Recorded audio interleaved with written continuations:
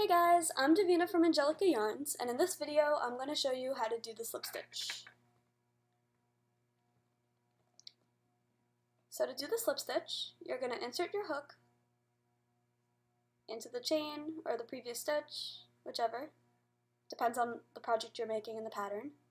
You're going to yarn over, and you're going to pull through one, and instead of yarning over again like you would with the single crochet, you're going to pull through the second one. So I'm going to show you again. Ready? You're going to insert, yarn over, and then you're just going to pull all the way through. Pull through, and pull through. Let me show you up close. Insert, yarn over, pull through, pull through.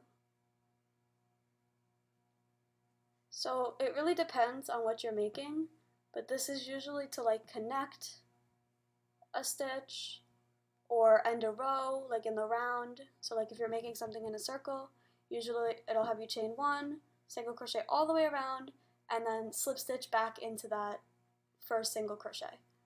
It's a good way of connecting. So like I'll show you. Let's say I was to single crochet 3, and then chain 3.